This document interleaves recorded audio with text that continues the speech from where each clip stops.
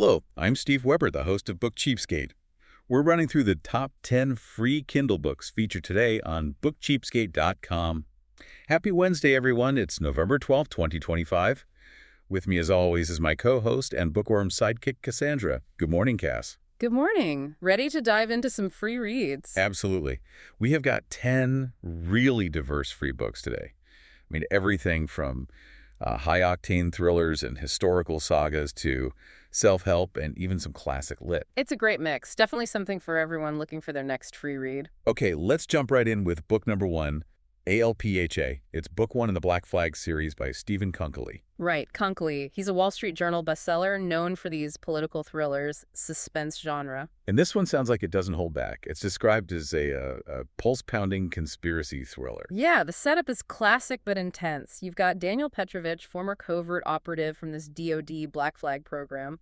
Sounds pretty shady. Definitely. And he gets blackmailed into one last mission. His whole life apparently just unravels. They call it a 24-style race against time. That tells you the pacing is going to be relentless. For sure. Think Tom Clancy, Thor, Vince Flynn kind of territory. High stakes, lots of action. But what's interesting, I think, is the focus on authentic tradecraft. Konkoly seems to ground the conspiracies in stuff that feels disturbingly plausible. And Petrovich himself. Yeah. The description says he makes Jason Bourne look like a Boy Scout. Mm-hmm. He's presented as morally compromised, a government weapon who's now a threat to the very people who created him. It's that complexity, that darkness in the protagonist that really pulls readers in these days, I find. Yeah, not just a straight-up hero. Okay, book number 2 takes us into romantic suspense. Cold Secrets by Toni Anderson. Ah, yes. Toni Anderson, she's a New York Times bestseller, really nails this genre. FBI romantic suspense. So what's the setup here? We've got an FBI supervisory special agent, Lucas Randall. Right, and he's paired with Ashley Chin, a computer expert. They're after international traffickers who've kidnapped a millionaire's daughter right off of Boston Street. High stakes from the get-go. Sounds intense. Anderson's strength is blending that suspense, the procedural element, with real romantic chemistry. But the twist here seems to be Ashley Chin. How so? Well, she's brilliant, helps track the bad guys, but she's described as a damaged heroine with deadly secrets. Lucas starts questioning whose side she's really on. Ah, the trust issue. So it's that central tension. Yeah. Can they trust each other with their secrets, let alone their hearts, while trying to solve this massive case? Exactly. It adds another layer beyond just the external threat. Kind of like Sandra Brown or maybe Nora Roberts in suspense mode. Gotcha. Okay, let's shift gears dramatically for book 3. Storm Clouds Rolling In. This is book 1 of the Brigden Chronicles by Ginny Dye. Right. This is historical fiction set during the American Civil War era, and just noting the tone here needs to be serious, given the subject matter. Absolutely. No humor here. So the series starts with Carrie Cromwell. She's described as a fiery, strong-willed Southern daughter. And she finds herself torn, right, between the traditions she grew up with and the really dangerous truths she uncovers, particularly through involvement with the Underground Railroad. This sounds like a huge undertaking, a whole saga. It really is. The notes emphasize that it portrays the era from multiple perspectives, black and white, free and enslaved, people from the North and the South. Dye apparently tackles the brutal reality of slavery directly, no romanticizing it. That sounds incredibly important, and the series is massively popular. Millions of readers. Yeah, it seems to have really struck a chord. It's immersive, covering the entire war and then Reconstruction afterwards, a huge historical sweep. Okay, sticking with thrillers, but moving back to contemporary times for book 4. Girl in Trouble. This is Alex Mercer, book 1 by Stacey Claflin. Claflin. USA Today bestseller. This one's a spin-off from her Gone trilogy, so it's in the conspiracy thriller vein again. And the premise. Wow. It's close to home for any parent, I imagine. Alex Mercer, the protagonist, is already haunted because his sister disappeared years ago. Right. That unresolved trauma is the backdrop. And then his daughter, Ariana, vanishes. During their first one-on-one outing, apparently while he just looks down to check a text message. Devastating. Talk about tapping into a primal fear. And it escalates quickly, becoming part of a pattern of missing girls. The emotional stakes just seem incredibly high. A guy haunted by one disappearance facing it all over again. And the pacing sounds breathless. Ariana vanishes right in the opening pages. It's noted as great for binge readers, too, because the whole series is complete. Think Harlan Coben or Mary Kubica, maybe. That kind of domestic suspense feel. Right, that makes sense. Okay, let's pivot completely. Book 5 is nonfiction. Ikigai and Kaizen, the Japanese strategy. by Anthony Raymond. Ah, motivation and self-improvement. This one tackles a common problem. Yeah, the statistic mentioned is stark. 80% of New Year's resolutions fail by February. Why people struggle with procrastination, self-doubt, finding purpose, all that good stuff. We've all been there. So, what's the solution offered here? It seems to center on 3 Japanese concepts. Right. First is ikigai, which is about discovering your purpose, your true calling, your reason for being. Okay. Second is Hansei described as the ancient art of honest self-reflection, looking back critically but constructively. And the third? Kaizen.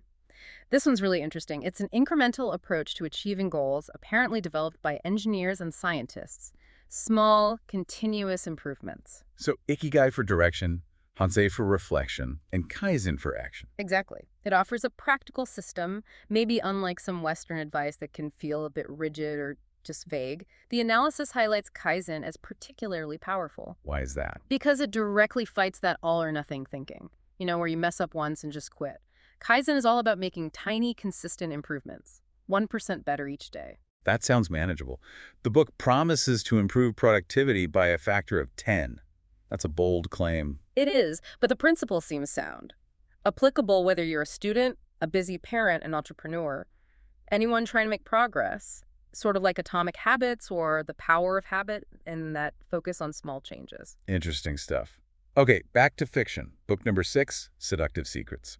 This is Secret Leaves, Book 1 by Jerry Hines. Regency, historical mystery, and romance. Got the blend going on. Definitely. The setup is classic Regency conflict. You have Alice Hythe, daughter of England's most notorious traitor. She's trying to clear his name. Okay, high stakes for her reputation right away. And then there's Lord Julian Castellan. He hates Alice's father, believes the father murdered his brother. So, instant animosity. Enemies to lovers, basically. Totally. But with real political intrigue mixed in, he apparently rescues her from some danger, and things start to get complicated between them. The whole traitor's daughter thing creates automatic drama. And the historical elements, the Regency Society, the conspiracy, they aren't just wallpaper here. They're central to the plot. The core question seems to be, can their feelings overcome the, sins of their fathers? Kind of reminds me of Lisa Kleypas or Amanda Quick. That makes sense.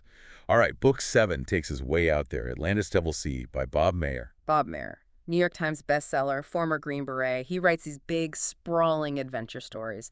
This one is sci-fi adventure with time travel. And the scope sounds massive. A war across time against something called the Shadow. Yeah, this malevolent force. And Mayer connects the Shadow to all these huge historical mysteries. Like what? Okay, get this. Amelia Earhart's disappearance in 1937, the destruction of the Minoan civilization back in 1628 BC, the eruption of Vesuvius that buried Pompeii in 79 AD, even the Chernobyl disaster in 1986. Whoa, he ties all of those together. That's audacious. His extremely ambitious premise, right? Weaving all these disparate events into a single, ongoing conflict across history. So how does the present day fit in? There's a hero, Eric Dane, another former Green Beret. And he has to track down mystical crystal skulls to use as a weapon against the Shadow. It sounds wild, but... Yeah, how do you keep that grounded? Well, that's where Mayer's background likely comes in. The military detail, the tight plotting, the action, it apparently keeps things feeling somewhat grounded despite the cosmic time-bending scale. Think James Rollins or Steve Barry, that blend of history, action, and high-concept ideas. Okay, that helps place it. Now for something steamy. Book 8 is A Cursed Bride for the Duke. Cursed Bride's Book 1 by Harriet Caves. Historical Regency romance, but flagged as dark, possessive, and steamy. So a different flavor of Regency. Yeah, and there's a specific quote highlighted for me to read. Okay, here it is. When I claim you, Duchess, you will scream my name freely, loudly, and without restraint. Wow. Okay, so that sets a certain tone. Definitely possessive. No kidding. The plot involves a widowed Lady Genevieve who's supposedly cursed. And Duke Wilhelm, he's back for vengeance against people who betrayed him. And his plan involves her. Yep. He plans to marry her and use her tarnished reputation to somehow destroy his enemies. Classic marriage of convenience, but for revenge. But then, presumably, real feelings get in the way. The description says his plan gets disrupted when his hunger for her ignites. It sounds like it. So this taps into that Gothic atmosphere, intense power dynamics, morally gray heroes, a darker take on the Regency world, maybe like Catherine Ann Kingsley or Sarah McLean, authors who play with those darker themes in romance. Right. Okay, Book 9 is another huge value proposition, Lucky's Marines. The Ultimate Collection, books 1 through 13 by Joshua James. 13 books for free. That's incredible value. Genre here is space exploration sci-fi, military sci-fi specifically. And the protagonist sounds unusual for military sci-fi. Lance Corporal Lucky Lee Savage survived 157 missions apparently through sheer luck, not skill. That's refreshing, actually. Not the typical super soldier. Makes him relatable, fallible. So what's the conflict? He's stranded with his unit, facing these ancient aliens, the Dahun, who are planning a full-scale invasion. Standard alien invasion setup, but there's a twist. Yeah, Lucky is somehow connected to them through this inner darkness called the hate.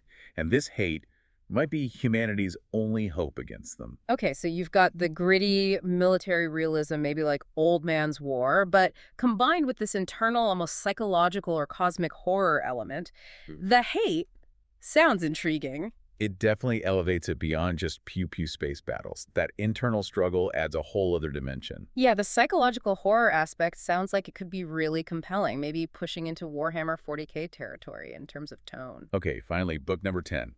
A true classic, The Invisible Man by H.G. Wells. Ah, yes. Published way back in 1897. Classic fiction, foundational science fiction. Everyone kind of knows the basic idea, right? Scientist discovers invisibility. Griffin, yeah. But the story isn't just about the cool science trick.